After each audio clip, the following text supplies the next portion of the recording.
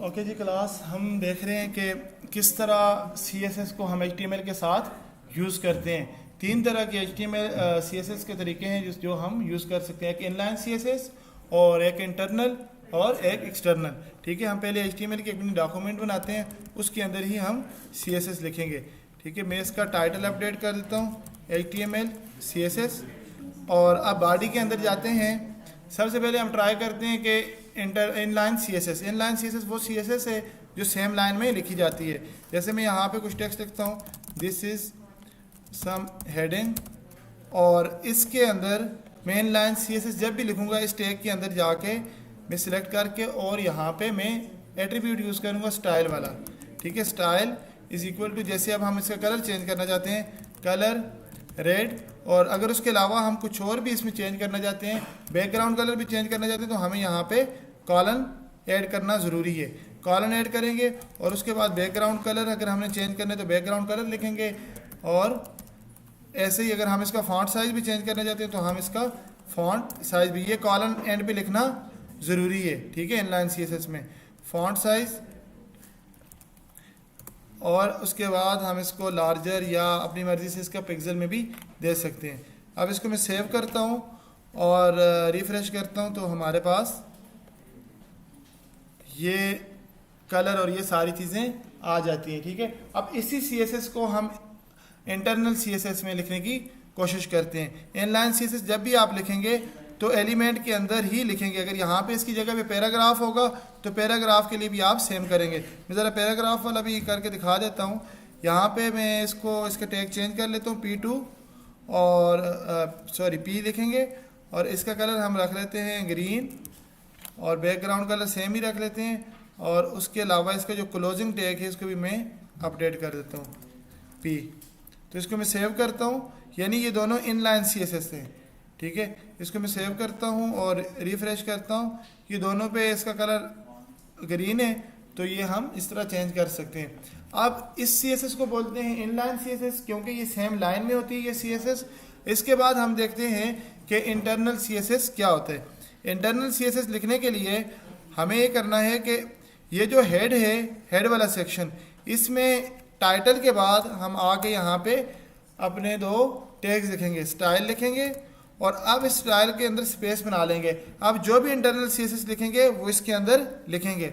जैसे अभी आपको मैंने बताया कि अगर हम इस P टैग को या H2 को टारगेट करना चाहते हैं, इसका कलर चेंज करना चाहते हैं, तो हम लिखेंगे H2 और उसके बाद ये कर्ली ब्रैकेट्स यूज़ करेंगे, और इनके अंदर हम ये वाली सेम CSS कॉपी पेस्ट कर सकते हैं।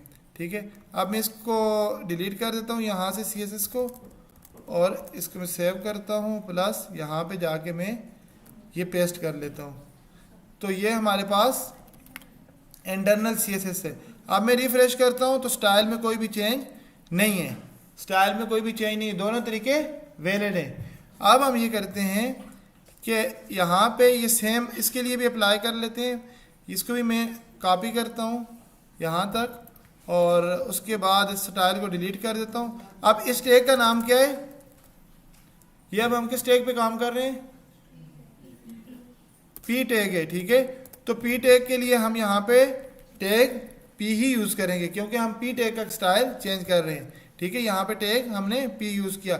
अब हम इसके अंदर पेस्ट करते हैं तो हमारा ये वाला जो CSS पहले इनलाइन CSS से जो काम हो रहा था वो सेम इंटरनल CSS से भी हो रहा है, कोई इसमें प्रॉब्लम नहीं है। अब हम ये करते हैं कि ID और क्लास को थोड़ा सा अंडरस्टैंड करने की कोशिश करते हैं। यहाँ पे हम आके ये हमारी ID क्या होता है कि आइडेंटिटी होती है किसी एक पार्टिकुलर एलिमेंट की। अब ID यूज़ करनी क्यों ज़रूरी है, सपोज करें कि मैं यहाँ पे एक और P लिखता हूँ और इसके अंदर मैं लिखता हूँ विदाउट स्टाइल पैराग्राफ। ठीक है, और इसको मैं सेव करता हूँ। यहाँ पे मैं जाता हूँ, मैं तो इसके साथ स्टाइल नहीं ऐड करना चाहता, मैं जैसे इसको रिफ्रेश करूँगा इस पर भी स्टाइल आ गए। तो मैं ये चाहता हूँ कि एक ही पैराग्राफ पे स्टाइल हो, सब पे स्टाइल न अप्लाई हो। तो उसके लिए मेरे पास ID है, HTML में ID यूज़ होती है जो यूनिकली उस पार्टिकुलर पैराग्राफ को आइडेंटिफाई करती है। तो वो ID कैसे यूज़ करते हैं, आईडी यूज़ करने के लिए अगर इस पैराग्राफ को आपने आईडी देनी है तो आप ये करेंगे आईडी और उसके बाद इसका कोई नाम लिख लेंगे। सपोज करेंगे ये आपका पैराग्राफ 1 है तो आप इसको आप कोई भी नाम रख सकते हैं, ठीक है, नाम में स्पेस नहीं होनी चाहिए और वो नंबर से स्टार्ट ना हो आईडी, ठीक है। P1 रख लेते हैं हम और उसके बाद इसकी आप आईडी का नाम कोई भी रख सकते हैं, इसको हम अभी के लिए P1 रख लेते हैं। अब P1 रखा हमने इसको नाम और अब हम क्या करेंगे, इस P की जगह पे हम इस आईडी से इसको टारगेट करेंगे, लेकिन इसमें एक एडिशनल चीज़ ऐड करनी पड़ेगी, वो है हैश। स्टार्ट में हैश यूज़ करना पड़ेगा। अब इस P की जगह पे मैं हैश लिखूंगा और लिख के उसके बाद उसकी आईडी का नाम यहाँ से कॉपी करके लिख दूंगा, ठीक है। ये अब हमारे पास P1 हो गया। अब मैं इसको सेव करता हूँ तो अब स्टाइल सिर्फ इस पे अप्लाई होना चाहिए क्योंकि आईडी सिर्फ इसकी है। अब हम रिफ्रेश करते हैं और वो देखते हैं वो प्रॉब्लम हमारी सॉल्व होती है या नहीं। अब देखें सिर्फ स्टाइल इसी पे है और दूसरे पे स्टाइल नहीं गया, तो आईडी हम इसलिए यूज़ करते हैं। एनीवे हमारे पास एक हो गया internal CSS, inline CSS, internal CSS. CSS के कोर एग्जांपल है वो है एक्सटर्नल सीएसएस। अब हम एक्सटर्नल सीएसएस को ट्राई कर लेते हैं। एक्सटर्नल सीएसएस क्या है कि आप लोग एक फ़ाइल क्रिएट करते हैं इस सेम फोल्डर के अंदर यहाँ पे और इस फाइल का नाम रख लेते हैं आप style.css। अब हम क्या करते हैं, ये फाइल तो क्रिएट हो गई और इसके अंदर हम यही वाला कोड अभी टेस्टिंग के लिए हम ऐड कर लेते हैं और यहाँ से रिमूव कर देते हैं। यहाँ से मैं इसको कॉपी करता हूँ और इस स्टाइल को ये रिमूव कर लेता हूँ और सेव करता हूँ। यहाँ पे style.css में जाके मैं पेस्ट करता हूँ और अगर इसको थोड़ा सा सेट भी करते हैं, खैर वो बाद में देखते हैं। यहाँ से मैं जाके इसको रिफ्रेश करता हूँ तो हमारा सारे स्टाइल चले गए हैं। हमने style.css की फाइल बनाई और इसके अंदर स्टाइल हमने सारे पेस्ट कर लिए, लेकिन index.html को ये नहीं पता कि स्टाइल कहाँ से लोड करने हैं। index.html को ये नहीं पता कि स्टाइल कहाँ से लोड करने हैं। index.html में तो कहीं पे भी स्टाइल नहीं है, तो हमें इस एक्सटर्नल सीएसएस को लिंक करना पड़ेगा। एक्सटर्नल सीएसएस को लिंक करना पड़ेगा। लिंक कैसे करेंगे, यहाँ पे हम एक टैग यूज़ करेंगे लिंक का और उसके बाद हमारे पास ये आ जाता है सीएसएस।